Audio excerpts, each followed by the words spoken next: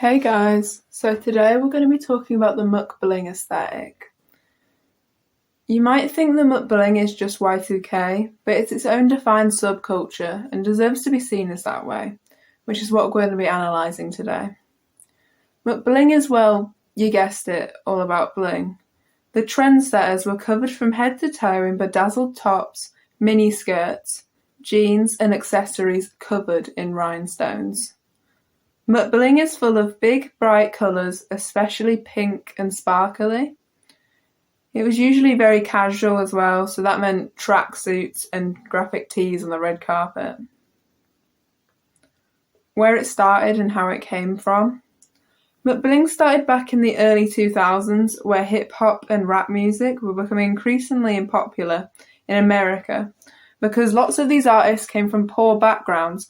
So when they started getting money from music, they would show it off with lots of jewels, blingy jewellery, and designer clothes. It was also popularised by The Simple Life, a show which aired in December 2003, which, if you don't already know, was about two socialites and nepo baby best friends, Paris Hilton and Nicole Richie, who were taken away from LA and all their clothes and money and left in a small town in Arkansas with a normal farmer family where they basically had to do normal jobs and tasks, but they constantly messed them up. The outfits that they wore and the paparazzi pictures of them helped the rise of MCBLING, as that was usually their outfits and style, especially on the show in season 1 and 2. How MCBLING style was portrayed a lot on TV. I already mentioned how MCBLING was made mainstream a lot by The Simple Life, but that wasn't the only show or movie that helped MCBLING gain its popularity. When Mean Girls was released in June 2004, the characters wearing blingy graphic tees, especially Karen, became popular, which became part of the MCBLING style. Other medias that have portrayed the MCBLING style are such as Legally Blonde, with Elle's bright bold colours, or the Wilson sisters in The White Chicks, which makes sense considering the Wilson sisters are based off of the two Hilton sisters, Paris and Nicole. Its identifying features and something you'd recognise from the style. Juicy couture tracksuits. Juicy couture tracksuits were often worn in the 2000s, especially by celebs like Paris Hilton and Kim Kardashian. As paparazzi pictures were becoming more popular, as they were being put in magazines and being sold for lots of money, with the growth of people liking seeing celebrities do normal things to relate to them, and also just to see what clothes and styles they were wearing.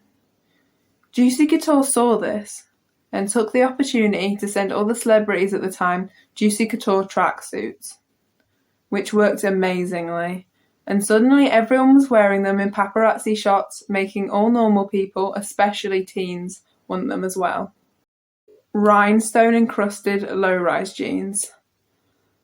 Low-rise jeans were already very popular at the time since the early 90s, mainly because, sadly, of the extreme diet culture that went on from the 90s to the 2000s, where lots of people had eating disorders to the point where it was normalised for everyone to be sickly skinny, and if you weren't, you were seen as fat and bullied for it.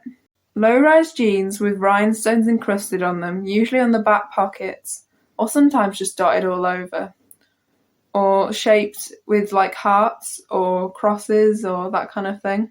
Rhinestone belt. A big statement belt was very popular in the 2000s, and to fit the MCBLING aesthetic, of course it had to be dripped out in rhinestones or jewels.